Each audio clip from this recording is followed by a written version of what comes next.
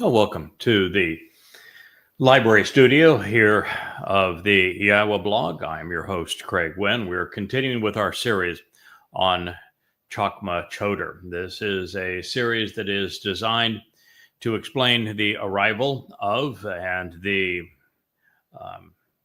Yahweh's prophetic portrayal of, as well as the enablement of this prophetic individual that speaks to the world on behalf of Yahweh to reacquaint the world with Yahweh's name, to reintroduce Yisrael and the world to the actual Messiah and Son of God, who fulfilled Pesach, Matzah, and Bikurim in 33 CE, year 4000 Yah. That would be our returning king, to David.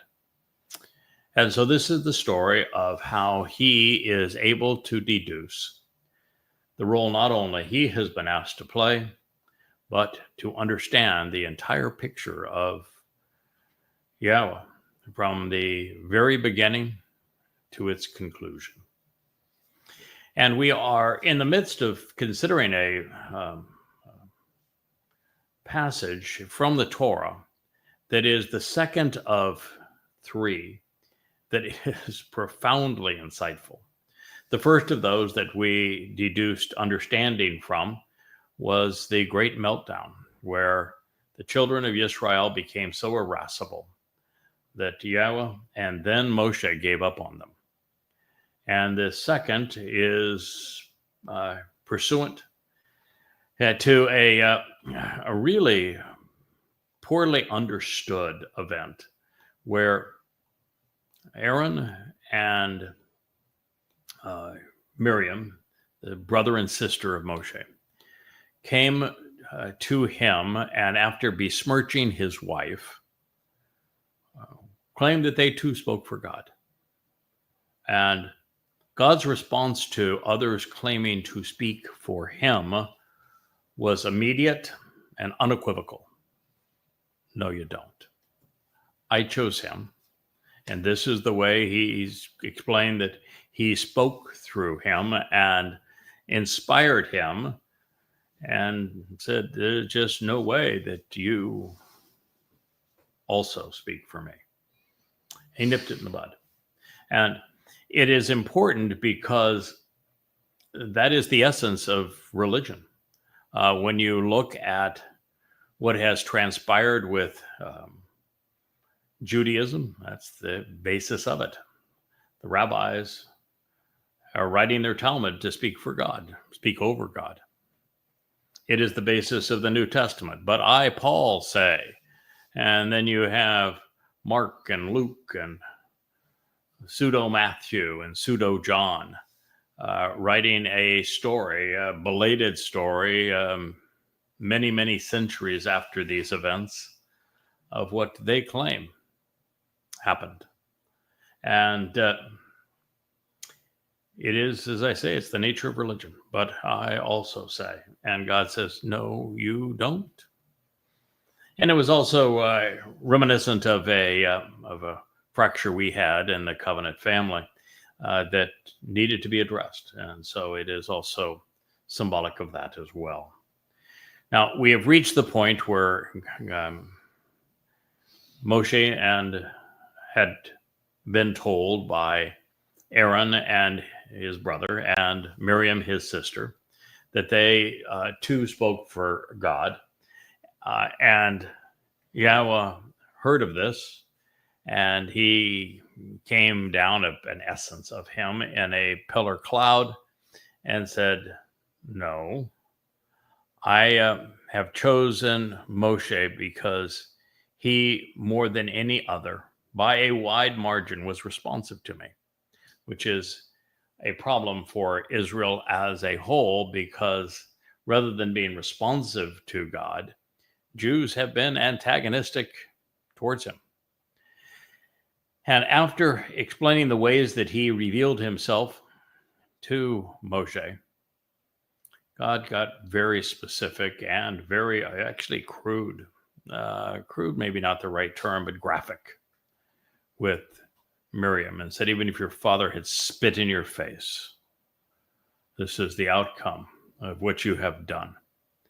And he struck her with leprosy, expelled her from the community, and ultimately divorced her. Now, when he saw this happen, he had been a very quiet, up to this point, co-collaborator with Miriam in this coup. Aaron, whose name means adversarial alternative, started pleading. And while he speaks of us, he's only pleading for himself, selfishly. And says, then Aaron, wanting to serve as the adversarial alternative, begged, pleading with Moshe, please, I beg you, my Lord, I'm praying that you accept my excuse, my master, and you choose not to place upon us an enduring punishment for leading astray and missing the way. Because we lack understanding, we have become unthinking, and clearly this was foolish.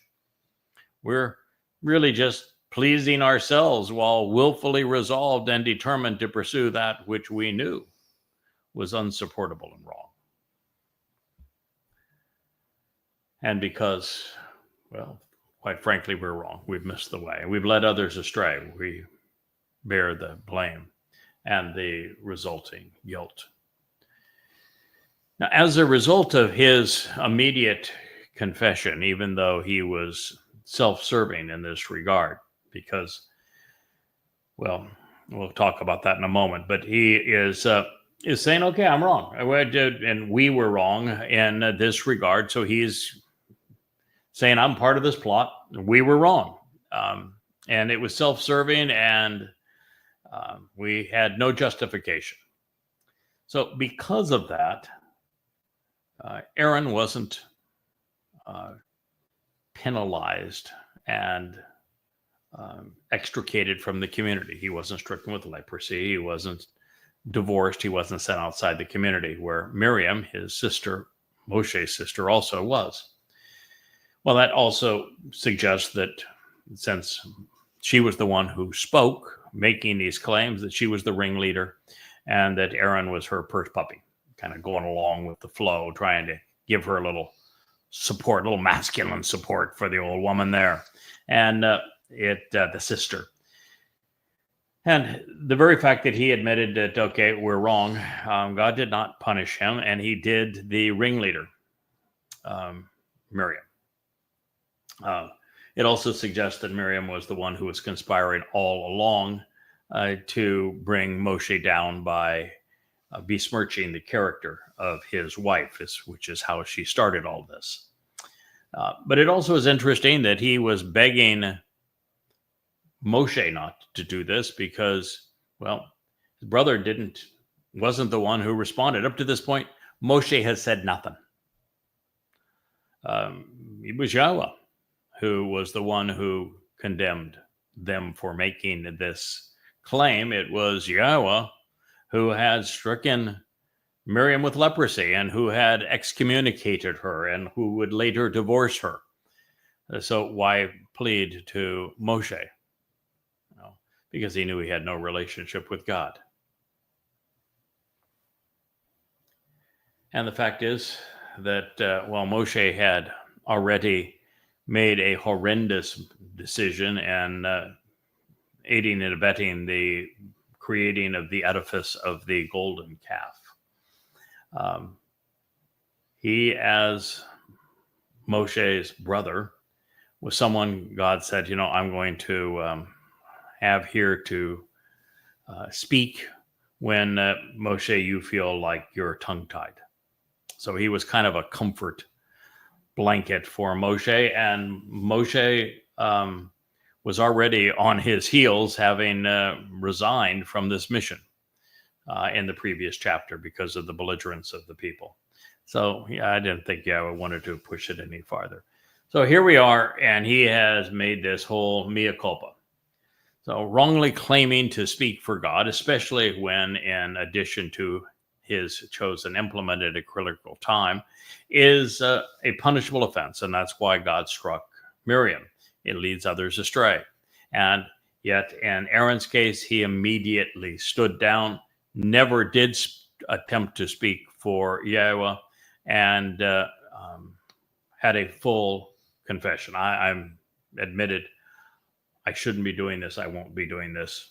And ultimately just, please forgive me, Moshe. I should not have come at you in this way. I shouldn't even though he didn't say anything, I shouldn't even been there in support of this. It was all of the diatribe up to this point had been motivated by Miriam, which is unusual in ancient cultures, but it was important for us to know because it is germane to our situation, because the woman that had managed social media who lured many away, I think she's only retained about 6, but she lured a number away. She was the ringleader, just as Miriam is here. She's the one who spoke out, trying to undermine my wife, just as Miriam did here. And she's the one who conceived the plot for her own personal enrichment. She was the one, just as is the case with Miriam here, who was psychotic.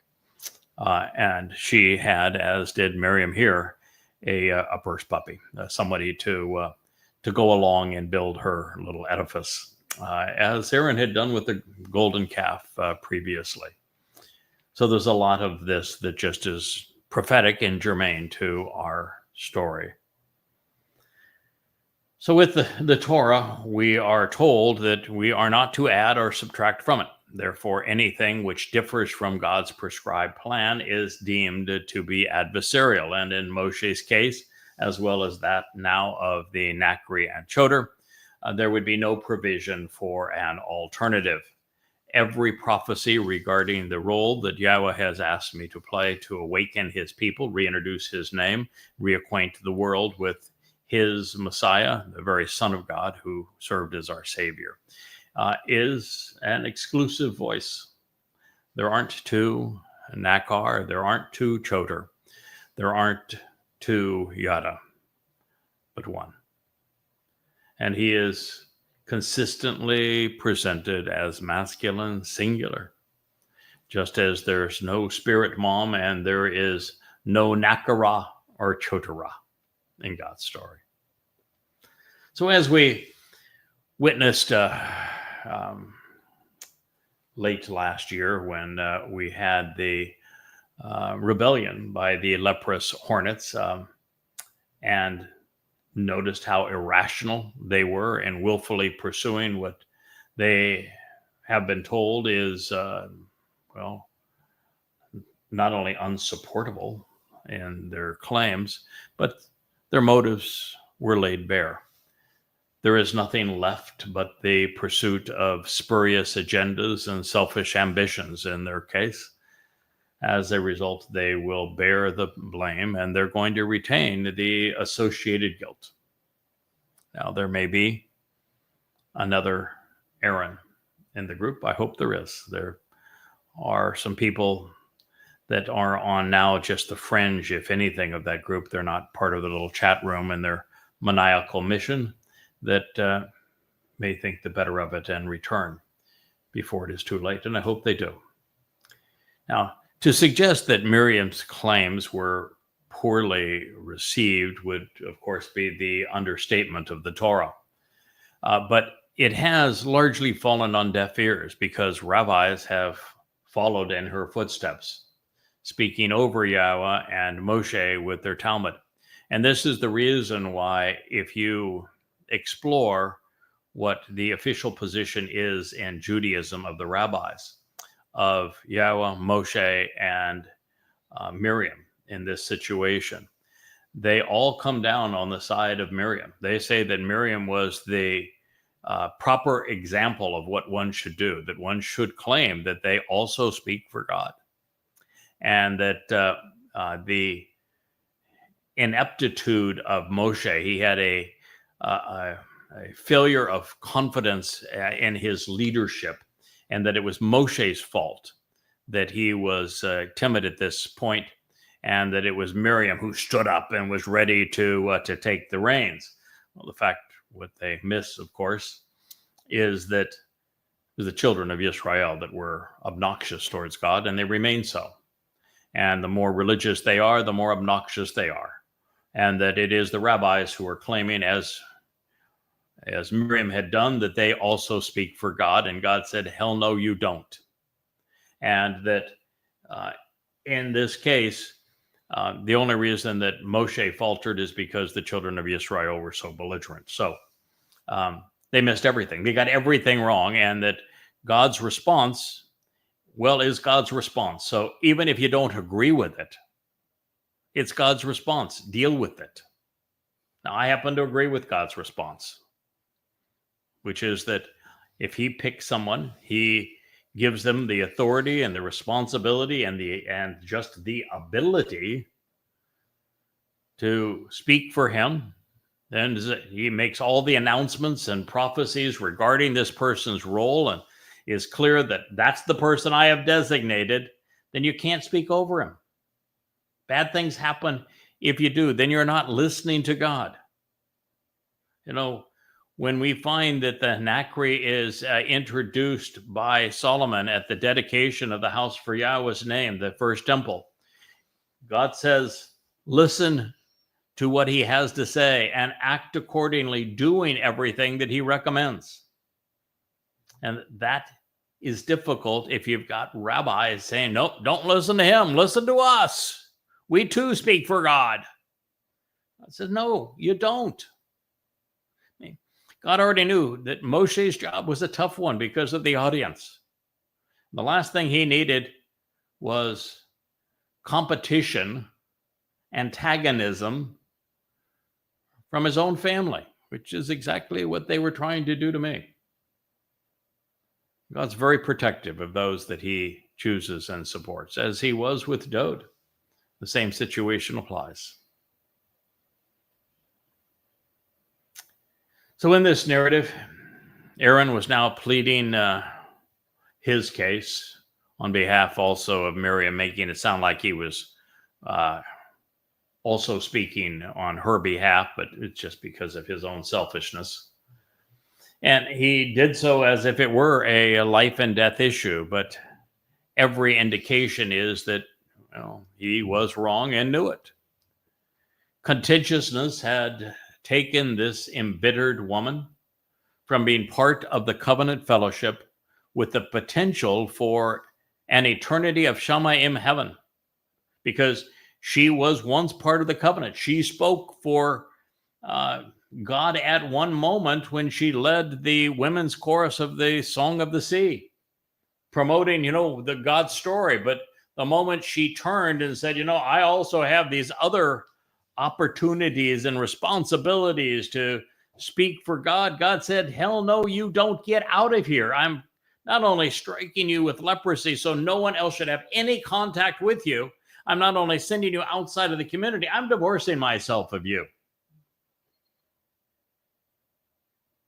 It's a strong message. You ought to pay attention.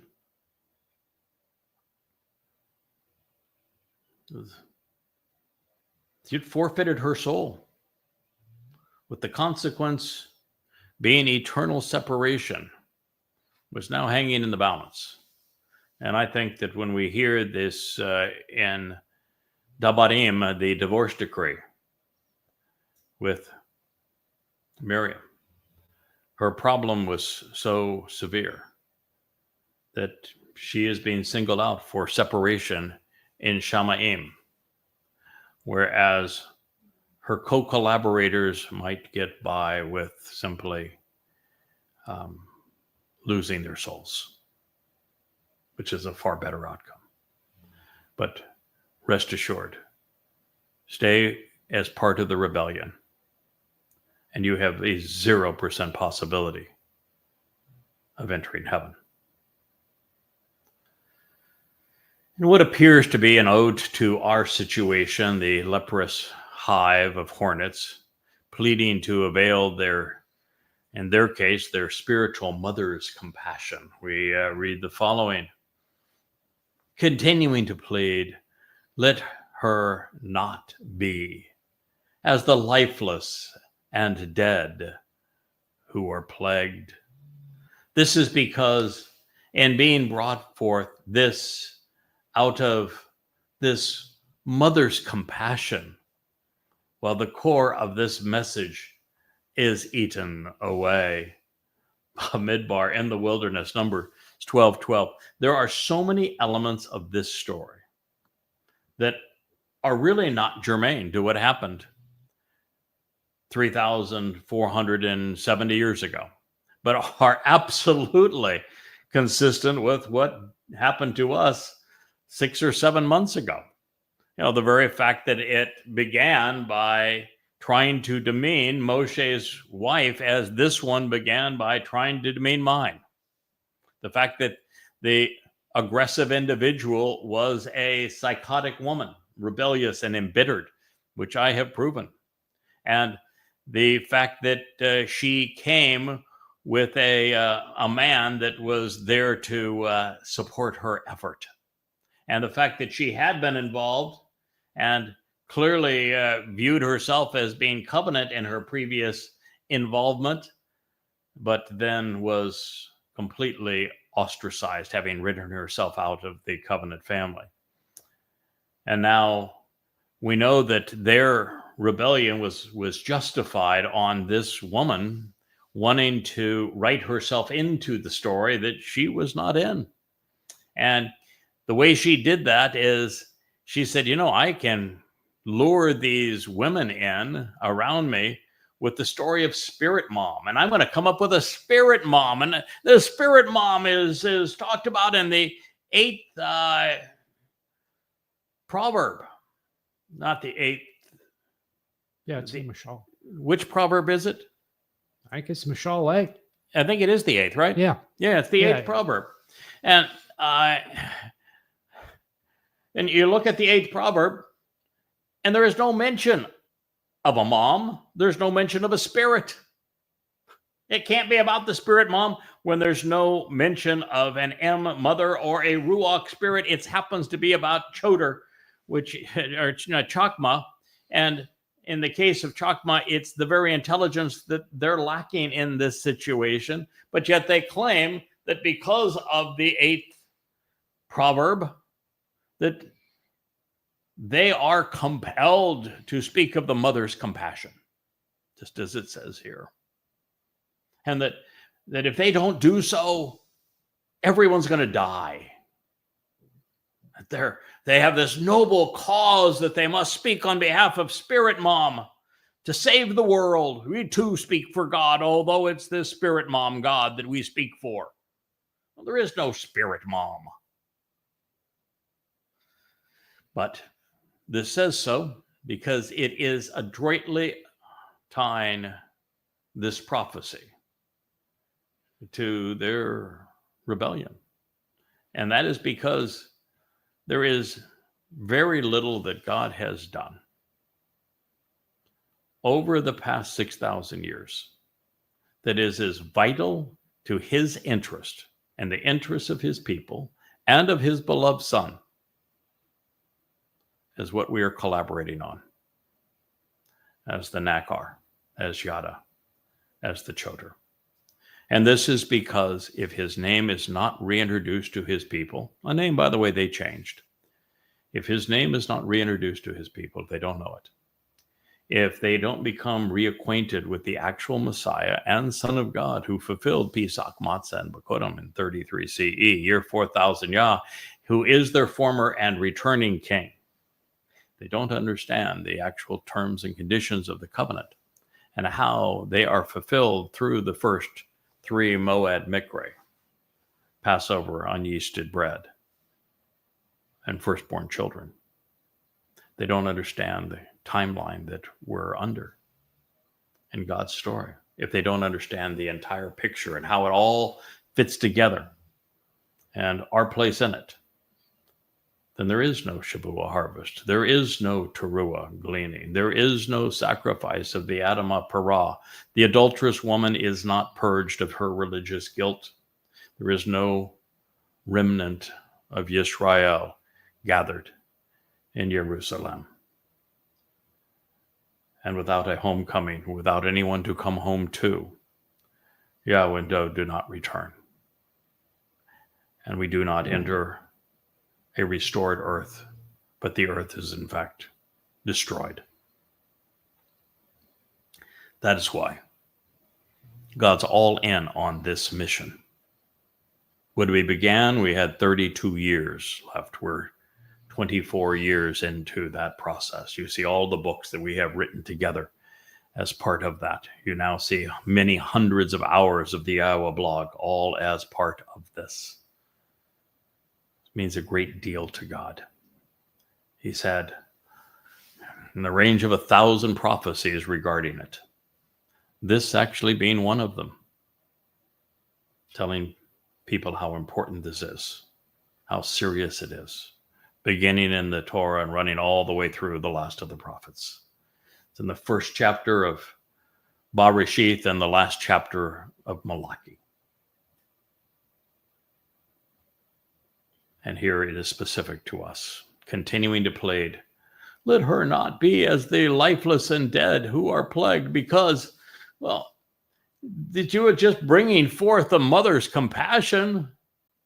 Well, the core of his message is eaten away.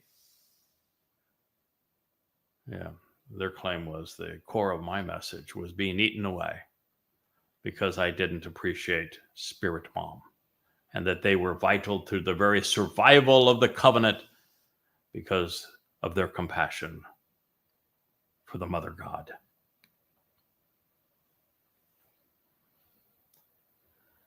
As we strive to ascertain why this was irrelevant for Moshe's situation and clearly relevant for ours, we are struck with a harsh reality.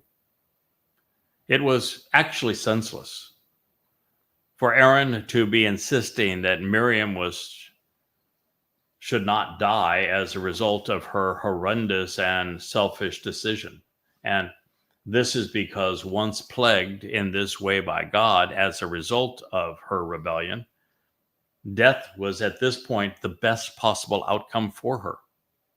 At the end of her life, for her to die was the best option available to her, just as it is to the rebellious mother of the mother goddess cult. That is the best she can hope for, is to die. Because there's three options for human souls. You've written yourselves out of the covenant, so you can't live, you can't enter heaven. You ain't going there. And the only other option other than the demise of your soul is to have your soul be incarcerated in Sheol forevermore. So by pleading that she not die, Aaron was pleading that she would spend eternity in hell. Now, that makes no sense for Aaron in that situation. But is that God's pleading for inventing Spirit Mom to lure people away? To be an obstacle in the path to the reconciliation of Israel?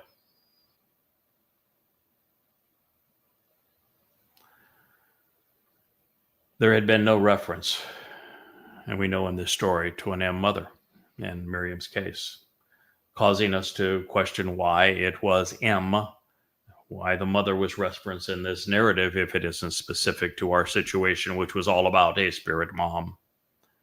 And it's the same thing that about attacking Moshe's wife, just as they attacked my wife, because Yahweh never even spoke of the attack on Moshe's wife, because it was irrelevant to what their actual objective was. They were just using their attack on Moshe's wife because she wasn't like them to justify their claim to speak for God. So God just focused on what the issue was. No, you don't speak for me. He does. Both of these things pursuant to our situation and not to this one 3,450 years ago. And that's important because God tells stories in history that are relevant to us today. That's the whole purpose of prophecy. That's the purpose of the Torah teaching. I mean, who is going to gain from this story? I mean, it's all over. she came up, said this. God said, hell no. She was stricken with leprosy. She was divorced. Aaron was scared out of his mind.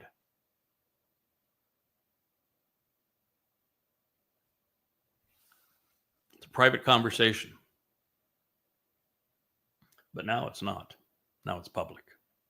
Now it is instructive at a time when it really matters, at a time when the entire scenario matches exactly what the text is now revealing.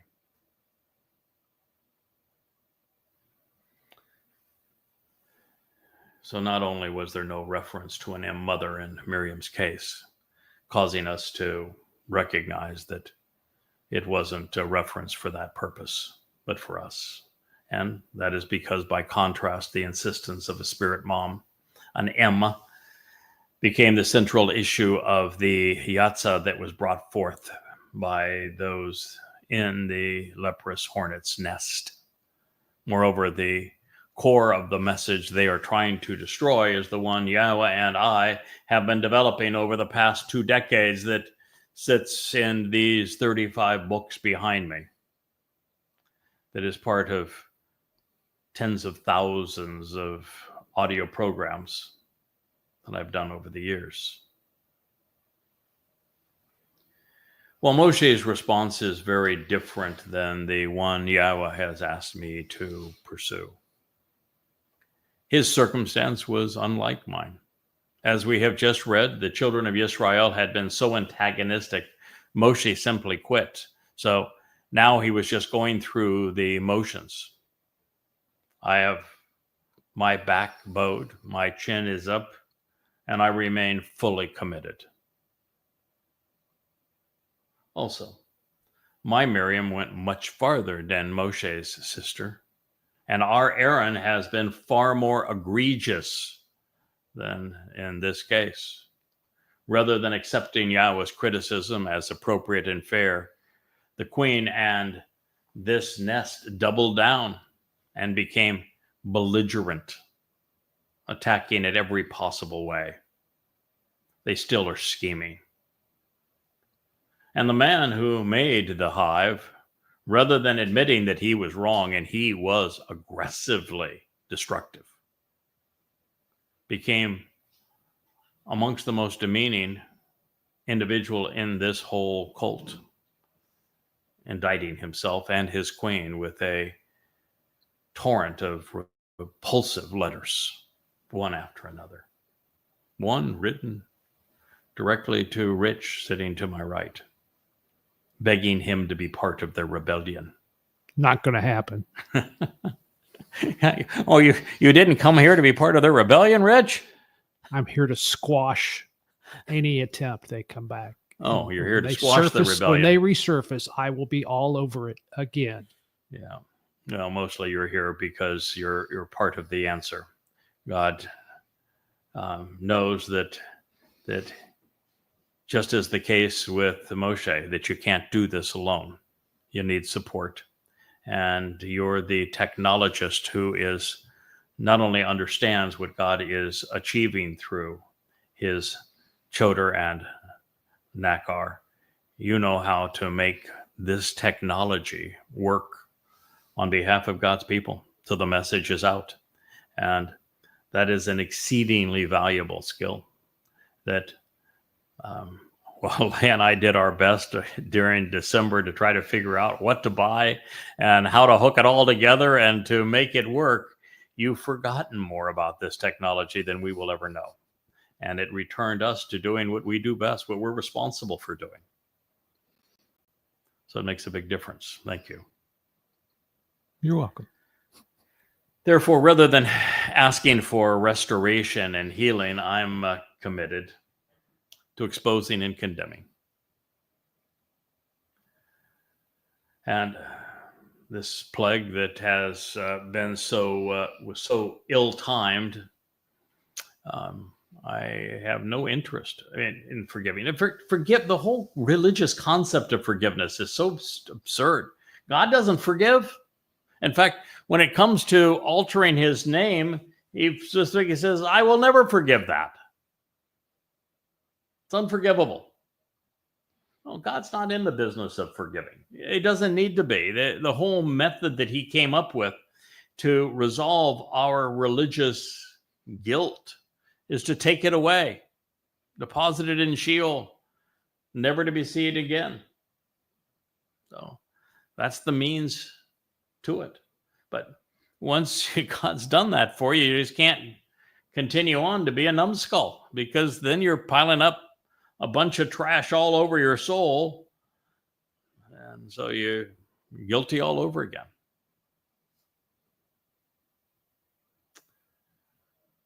So, well, I don't want them to infect any others, and I don't want others lured into their hive. My primary concern remains the preservation and ultimate success of Yada Yahowah. I do not want it discredited by what they are doing. I do not want the Yahowah blog in any way silenced because they're jerks trying to screw with the algorithms, just being mean, which is what they have admitted to doing. And this is a designated collaboration with Yahowah, which is mentioned in 1,000 prophecies, and yet they've sought to undermine it when the only prophecies they're mentioned in is ones like this.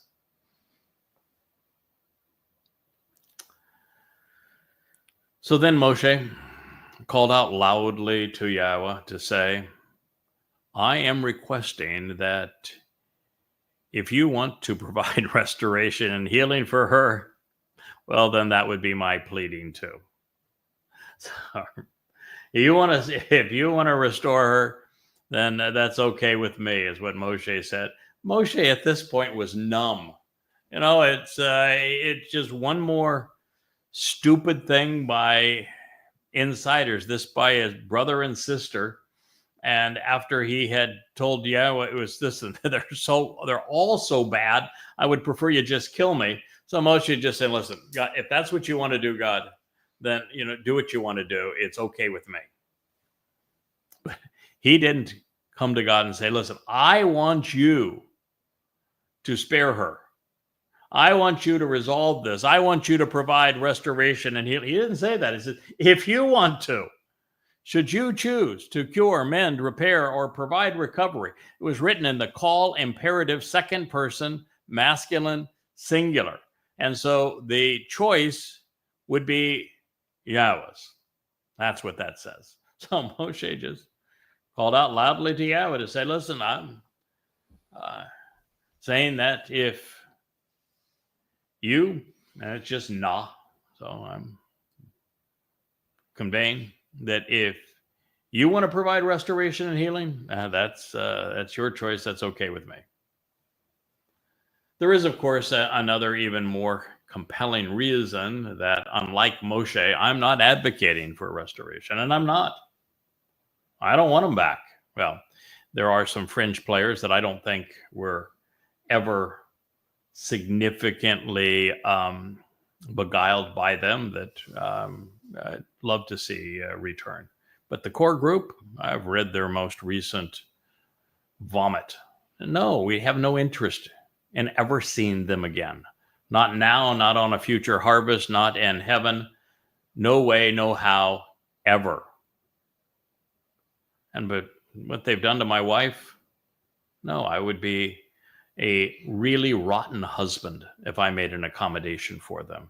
And what they've done to try to discredit my message, I would be a really lousy witness for Yahowah if I asked Yahowah to forgive them. And I'm not. So in fact, Yahowah was exceedingly harsh with Miriam. And his example is the appropriate one in dealing with the modern leprous hornets. He struck her with leprosy. He spoke of spitting in her face. He sent her out of the community, and later he announced that the divorce was finally complete. So we know Yahowah's answer. And it's Yahowah's answer that we should always take to heart. That is Yahowah's answer as the example we should follow. So since Yahowah was very clear. No. Leprosy is something you don't come near. Don't touch it. Don't even be in the vicinity of it. Don't touch her garments. Don't touch her utensils. Don't even come into her house. Don't go anywhere near her. I'm sending her away and I'm divorcing her. You should do the same. So, wouldn't I be rebellious against Yahweh if I were to ask Yahweh to forgive someone? That he established this kind of separation, this kind of don't even go near her? Why would I want to undermine Yahweh? I love him. I serve him. I share his interest. So since Yahweh encouraged us to consider this episode when trying to minimize the fallout from this recent repeat of such belligerence, it would be incredible and disrespectful for us not to learn from his response in Bamidbar, Numbers 11 and 12, even in Numbers 13, which the same story over and over again. After all, why seek Yahweh's guidance if only to disrespect his instructions in this regard? And let's be perfectly clear. God was exceedingly disappointed and disgusted by Miriam. Moreover, Yahweh said to Moshe, even if her father had shown his contempt by repulsively spitting in her face, let no one question that she has brought this on herself and should be disgraced, humiliated, and shamed, and on an ongoing basis. Do not question that she deserves to be embarrassed and deprived, even disrespected, and have unmitigated shame thrust upon her. Nifl, imperfect, as a promise and sworn oath for these 7 days. Now, if you want to think that it was 7 24-hour days, you just go right ahead. Because these 7 days represent the 7 days of the Moed Mikre. They represent the 7 days from Eden back into Eden. She's gone. And as I shared with you, my wife has just walked back into the room, sitting on the couch over there with Rich, and the message that I delivered when she was out is that I would be a really lousy husband and a horrible man if I sought to bring this evil woman who had so viciously attacked my wife, seeking to demean her, seeking to write essays that condemned her to hell. Mm-hmm. If I said, oh, yeah, let's all forgive and let's just all get along, we'll all come on right on back. Hell no. Mm-hmm. I don't want to disrespect Yahweh that way. I'm not going to disrespect my wife that way. I'm not going to advocate for evil in this regard. And when Yahweh was asked, what did he say? Even if her father had shown his contempt by repulsively spitting in her face, which, by the way, was true with this rebellious psychopath. Her parents were so disgusted by her, they threw her out of the house. She lived under a bridge, I think, for a while because they couldn't deal with her. And they finally gave up and said there's something seriously wrong with her. They had her tested and she was diagnosed as a psychopath, which is rare among women. Rare bird, this gazelle. And so God's quite clear. Nope. Even if her father had shown his contempt by repulsively spitting in her face, no mercy. Let no one question that she brought this on herself.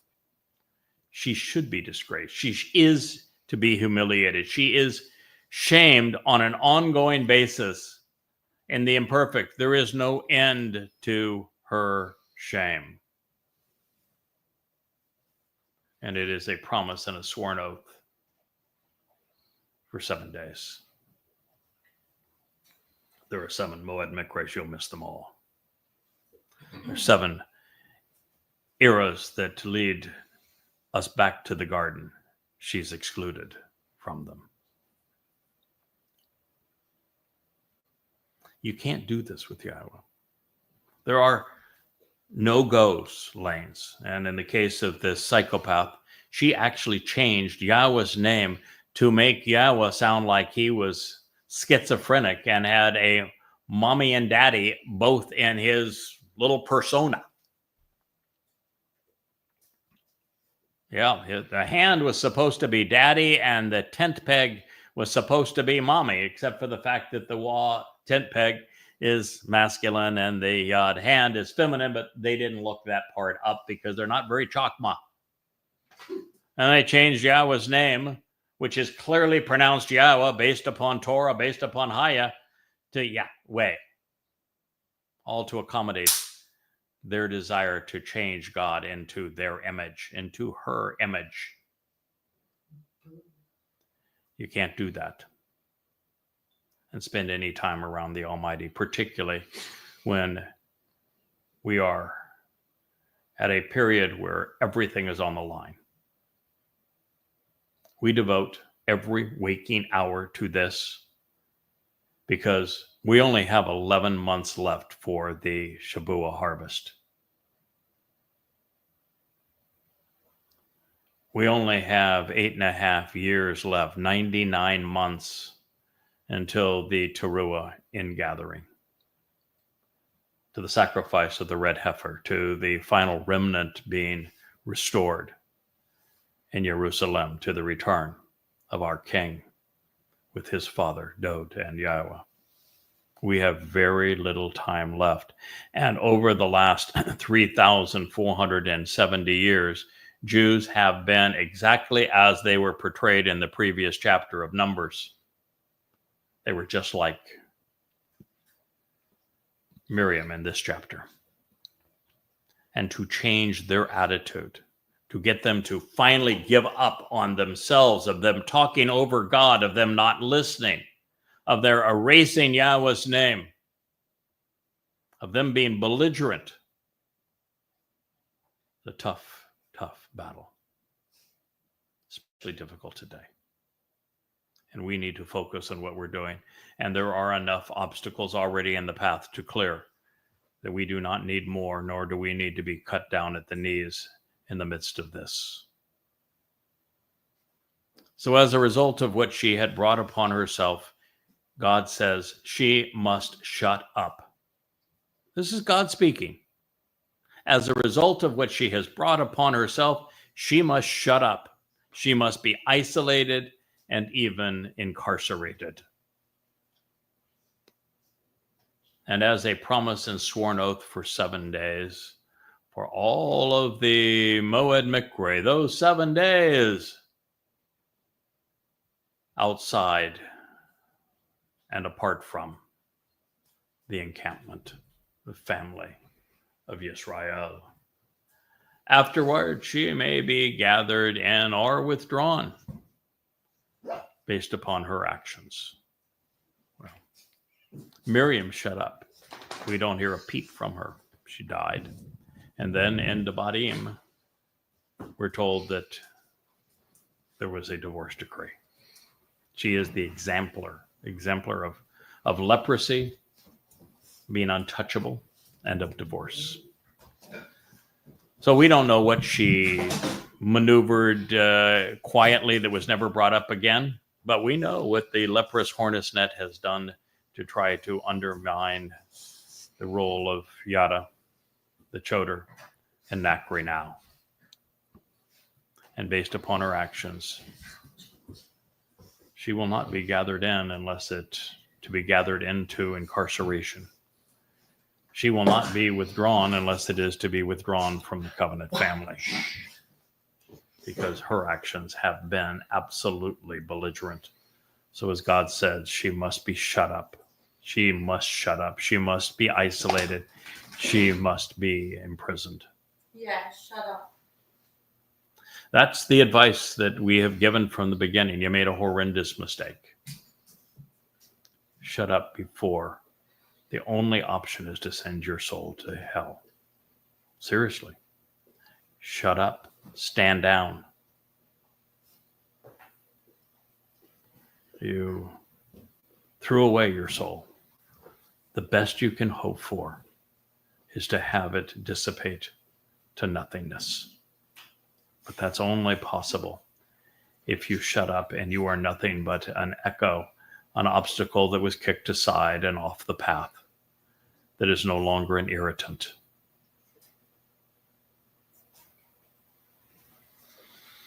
This is, quite frankly, the most disgusted and angry we have ever witnessed Yahowah. From God's perspective, Miriam was revolting. He'd as soon spit in her face as deal with her. And she, like the psychotic queen of today's leprous hornet's nest, brought the wrath of the Almighty on herself. She does not need the sympathy. She does not deserve the sympathy that she craves from that group, that you read their posts and they just, oh, we're so sorry for you. You're the victim. No, she's the perpetrator. Get your heads out of your tuchuses. She brought this on herself. She deserves the condemnation that comes with it. And if you don't want the same, recognize she has leprosy and that it is contagious when you're near it. She was cut off. She was plagued. She lost all contact with the previous association with God's covenant children. Miriam's initial timeout for bad behavior would last, well, whether it be 7 days or through the 7 Moed Mikre, throughout all time. Throughout the 7 days of us, from our time in the garden to returning to the garden, from God's promise, from all of those things. Yahowah revealed that her isolation would conclude in one of 2 ways. She'd be disavowed for her prior claims and was silent, never stirring up trouble again, or there was some potential for her to be gathered in to a harvest, but if she didn't learn her lesson, she would remain isolated and then incarcerated. And we know from our experience with this exceedingly embittered, cantankerous, and misleading pair of co-conspirators and the other 4 individuals that are conspiring along with her, working specifically to demean me and my wife and to thwart our mission. Today is Miriam and Aaron. Well, they were incapable of remaining silent. They would remain hopelessly hostile to the very one Yahowah has chosen to speak for him at this time. And therefore, based upon everything God had to share with us in this prophecy and the summation of his judgment, which follows today's exceptionally rude individual, this Dee and her David, have brought an undesirable consequence upon themselves. They do not deserve sympathy. And you might say that's harsh. No, it isn't. You risk the restoration of the mortal remnant of Yisrael. You risk the numbers of wonderful individuals who would have otherwise participated in the Shabuah harvest and the Towrah ingathering. You destroy the potential of the red heifer for the adulterous woman. You end the opportunity that Dode deserves to be recognized for all he has achieved, and for Yahweh's name to be restored in his people, and for them to be protected against Islam and against this wrath of Christian hatred that is written into their New Testament that dehumanizes them and then robs them of their Messiah and robs them of their relationship with God and their inheritance. And there's no one else that has done these things. And they would rip it all away. She sounds all for their own selfish interests. She sounds a lot like Paul. So, you want God to forgive them? Hell no. He's already told you his position. Well, this is the conclusion of this discussion. It was not the last we hear of Miriam. In Numbers 21, we are informed of her death. And then came the whole congregation of the children of Israel into the desert of Zin in the first month, along with the people residing in Kadesh. And Miriam died, and she was buried there. The last time the contentious and rebellious Miriam would be mentioned was in Devarim, Deuteronomy 24.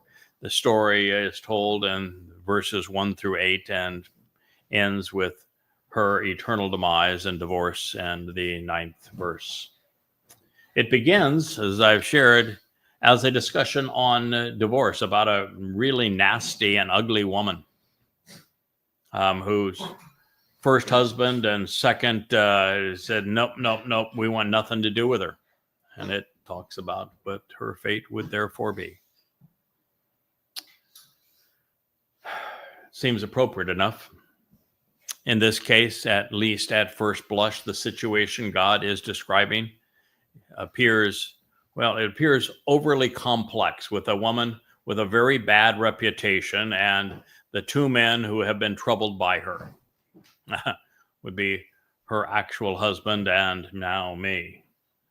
But do you suppose that the two fellows who gave up on her for being obnoxious could also be Yahweh and Moshe, based upon all we have read in the previous chapter of Numbers 11? And might this be why the Adamah Parah of Numbers 19 must restore the adulterous woman of Numbers 5 back to acceptability, to be symbolically betrothed to Dode? Yeah, I think it is the same case that we have just read, and I think it is symbolic of all of that.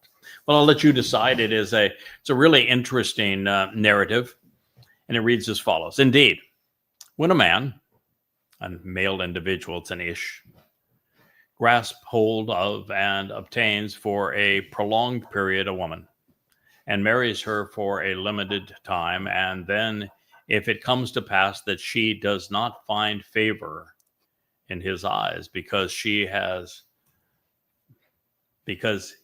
found with her, exposed when she was laid bare, some serious ugliness, so to speak. And he writes her a letter of divorce, and he puts it in her hand, and he sends her out from his house. And she goes out from his house and goes and becomes another man's. And he despises and he hates her too. The last man who wrote her the letter of separation and divorce so as to put it in her hand and to send her out from his house, or should this last man die in the relationship while grasping hold of and obtaining her for a short period as his woman, then her first husband shall not be able to comprehend or endure this. As the one who sent her away for a time, only to return to take her to be his woman in a relationship after this relationship where she has on her own initiative become filthy and defiled. Indeed, it is a detestable abomination of hers in the presence of Yahowah. So you should not continually bear the blame and become guilty in the land that for the benefit of the relationship Yahowah your God is giving to you as an inheritance. This was Devarim words, Deuteronomy 24:4. Pretty long explanation, but what it basically says is that this woman, that's Israel, had become really repulsive to Yahowah when her nastiness was exposed to him. He wrote her a letter of divorce, which Yahowah did in Hosea. And so she went off and she chose another. And she ran off, and the other was Judaism, where she is now, the queen of the Shabat. And of course, in Judaism, women are deemed vastly inferior. And so he doesn't really love her either, just using her. And so now what happens is she wants back in God's good graces, but God said, no, I wrote her the letter of divorce. It would be based upon all she has done in her antagonism towards me and then her religious whoredom. I don't want her back. Even if and when her second husband dies, I don't want her back. She's guilty. She should bear the blame, particularly when you all come back to this land. So very early on during the Exodus, Israel became religious, as you know, and abhorrent, making her repulsive from Yahowah's perspective. And the more Moshe was exposed to Yisrael, the more he saw this adulterous woman for who she really was. He came to despise her, wanting to divorce her, just as did Yahowah. Therefore, all things considered, I think this was written and designed to explain the need for the red heifer to cleanse this whore of Yisrael before the king's return. So she could be betrothed to Yahowah because, well, her first husband doesn't want her the way she is, and her second husband, the religious one of Judaism, disgusted by her too. And even if he dies, which he will, the religious one, God doesn't want her back, but he does know that his king can't be king without a kingdom. And so the resolution is to have the red heifer restore her, clean her up, purge her of all of her religiosity and disgusting Toba. And that's the nature of this story. Now, should I be right in my assessment, then this is addressing the honeymoon, when the adulterous woman is purged by the red heifer, both in numbers, both on equidistant on both sides of the story. And Numbers 12 that we're reading right now, we got Numbers 19 and Numbers 5. This is sandwiched in between the two. And now we're reading in Devarim at the conclusion how these things all come back together. God is a masterful storyteller, and he has equipped his Choter to be the first to understand these things and share them with you, because he wants you to understand too. So this, I think, is addressing the honeymoon, which will commence on Kippurim and continue through Sukkah. By that time, every battle will have been won, and we will all be in the chuppah canopies, the tents of the bridegroom and bride. So when a man accepts a renewed and restored woman, now this back now is, remember the whole story of the adulterous woman and how there is a man, there is an individual that wants her back. She's filthy, but he wants her back. Well, the one who wants her back is Dode, and she's filthy, so we have to have a remedy. The remedy is the red heifer.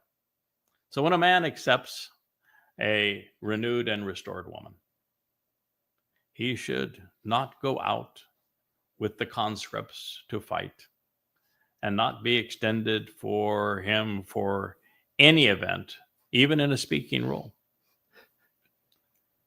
He will be free at home 1 year to be happy and to enjoy his time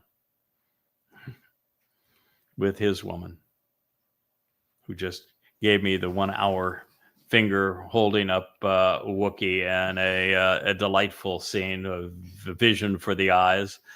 Fortunately, I have the most beautiful of women as opposed to this woman who my role is to cleanse. So he'll be free for a year to benefit from the relationship and to enjoy his new life with his restored bride that he has now accepted. Debatim, words, Deuteronomy 24:5. The first year of the 1,000-year celebration of Sukkah is going to be a honeymoon. Dode's not going to be put to work immediately. He's going to enjoy his relationship with his new bride, a restored Yisrael. I think it's as it should be. With all they have put him through and denying what he has done, what more appropriate response than to give Dode a full year off just to enjoy the restored relationship? Yahowah is a great dad. He's happy for his son. My lovely wife is holding, smiling and holding a smiling Wookiee because, it is a great life. Our Father, he is exceedingly compassionate and generous to his children. So if I am correct that this is addressing Dode, and it certainly seems obvious to me, then it would appear that he is going to be afforded a full year reprieve from duties while he enjoys the restoration of his relationship with Yisrael.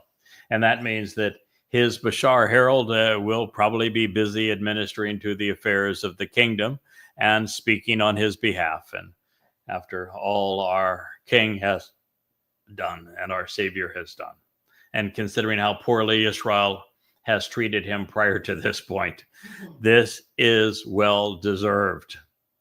I'm delighted for him. And the millstones which once separated the wheat from the chaff will no longer be needed, as will be the case with war chariots by this time, even the chariots which bring the mortal remnant back to Jerusalem, to the city of Dode. The occasion of making pledges and binding souls to that which is destructive and troublesome is now over. It's the same message we read in Jeremiah 31. Do not require a pledge, or even the need for a pair of millstones which grind and pulverize, or the chariot for your soul. Well, the chariots can be retired because everyone that they needed to retrieve is now betrothed to Dode. They've brought all of the remnant of Yisrael back. For your soul that would be binding and destructive, even troublesome, that's even the troublesome chariot, the black one. It has been filled with men and women in black, the religious ones, and they have been disposed as well. So during the millennial celebration of the ongoing Shabat of Sukkah, Yada Yahowah will be sufficient. And it is my conclusion that the covenant family and I will continue to write. We will continue to speak, teaching through these books and through these vlogs. I've already told Rich that he is going to be the technologist extraordinaire. And Leia's going to sing her songs, and Kevin is going to be the master of the short form, the brevity of the Bashar. Insights on how to thrive in Yahowah's company and get the most out of our lives will become our mission to share, to teach, so that as many as possible of the remnant of Yisrael and the Goyim who have been spared transition from mortal to eternal heirs under Dod's leadership once honeymoon is over. However, it is important to realize that during this exceptional time, the remnant of Yisrael, even purged of religious corruptions prior to Dod's return, they remain mortal and they retain full will, free will. This will be the case, and therefore there has to be, under this situation, severe consequences for luring anyone back to the old ways. This is spoken of in numbers of places prophetically. So you're not going to want to manipulate souls. There can be no conniving, leprous hornets at this time. There'll be no tolerance for making merchandise of men, so that they're brought under the yoke of religious oppression again. Indeed, if any individual is found stealing through deception a soul of his brothers among the children of Yisrael, and he manipulates him as a slave, or he sells him and his property, then that kidnapper and human trafficker will die, so as to purge and remove, even incinerate, such immorality and evil from your midst. See, God's not saying, well, second chances. Oh, let's forgive. Nope. No. Nope. When you deceive others and you rob them of their souls, you've committed a horrendous crime, and that God does not forgive. You're on notice, and you have every reason to love Yahweh your God, to appreciate that he has given you the opportunity to live forever, to be perfected, to be part of his family, to inherit all that he has to give, to be empowered and to be enriched, to be enlightened, to be emancipated. But you must accommodate that responsibility with a degree of sobriety, and recognize that just because you're invited into Yahweh's house as this mortal remnant has been, that you can't be obnoxious. We're not going back to the Exodus where the children of Israel were so horrible that Moshe quit.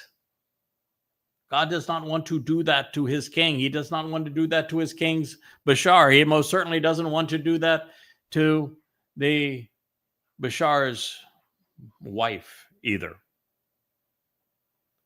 So Yahweh considers the kind of religious deceptions that steal souls away from him by stealth to be manipulative and immoral.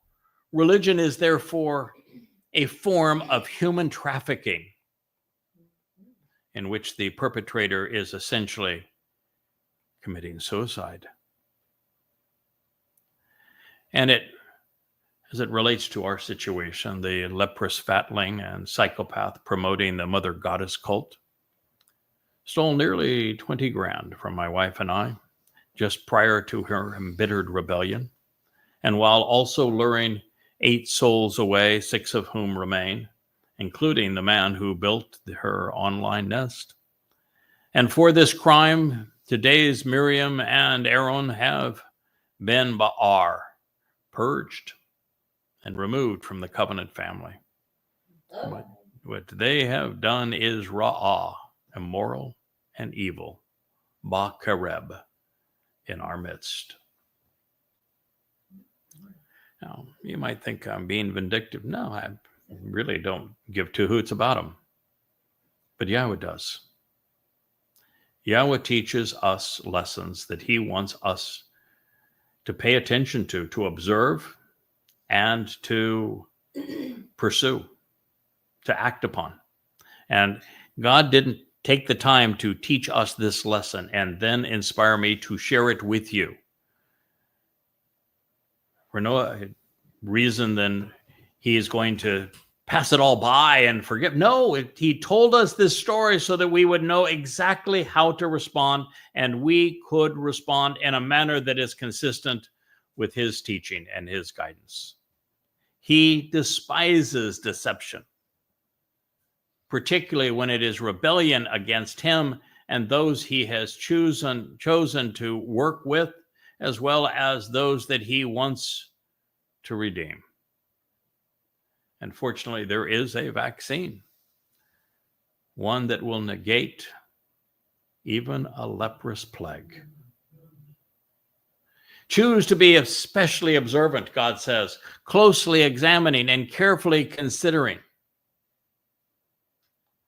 In the case of this battering plague, with this invasive fungus which aggressively assaults, striking blow upon blow and causing many to stumble and fall, of leprosy, this spore and smut of infectious disease, even as a malignant and incurable hornet, to be exceedingly perceptive.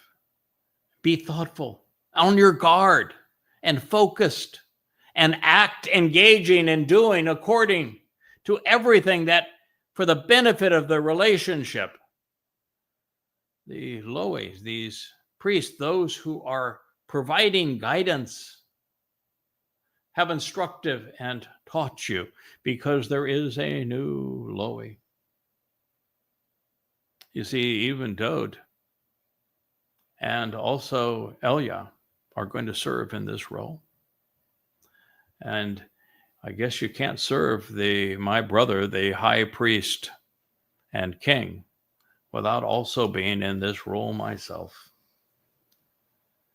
And so pay attention to what they are instructing and teaching you, providing as guidance and direction for you, according to the way that I instructed them, God said. You should be observant and you should engage, act upon what God is saying. Devarim, Deuteronomy 24:8. Wow. It is by closely examining and carefully considering Bamidbar 11 and 12, and now Devarim 24, on this subject, at Yahweh's insistence, that we have come to understand the invasive fungus of antagonism towards father and son that has consumed the world like a devouring fire. We cannot overlook these blowhards or their assault on the truth, because our stated mission is to remove obstacles along the way, not collect them. The more aware we are of the debilitating disease infecting so many around us and how contagious they are, the less the leprosy will spread and the fewer the hornet will sting. When these impediments to our success appear in our midst, we must follow Yahweh's example. We must denounce them. We must spit in their face. We must engage on behalf of father and son and never run, doing as we have been instructed. With this known, be aware that we are being Asha, called to action, and that Yahweh is Yarah, instructing and guiding us. Yarah is the verbal root of Torah. He is teaching and directing us to be Shamar, especially observant regarding the nega, this invasive fungus of deception, of these obstacles that these blowhards have tossed along the way to trip us up. A second and third time, God encourages us to shamar, to be aware of, to be thoughtful regarding the sara'ath, this malignant spore of this infectious disease, which is incurable, so that we can act accordingly. And it is all directed toward what follows. And this is the conclusion of this narrative. Remember, Zakar, the most memorable of men, what for the benefit of the relationship Yahweh, your God, did regarding the embittered and despondent Miriam. On the way out and during your exodus from Mitzrayim, the crucibles of religious and political oppression. 24:9. In the context of divorcing a despicable woman who was rejected by two men, Moshe and Dod, even two individuals, Yahweh and Moshe, even Moshe and Dod, Yahweh and Yada, who was summarily rebuked and cursed by God with leprosy and exiled. We are reminded of Miriam, the contentious and rebellious. There would be no return. The woman who was once considered a prophetess, the very sister of Moshe, for the crime of claiming to speak for God when not appointed to do so. She was eternally and demonstrably banished as a lesson for all of us. And she was called leprous so that we would all know that we should go nowhere near her and stay away from her house and everything associated with her. This is Yahweh's Torah teaching. I hope you appreciate why God took the time to tell us this story. Thank you for listening.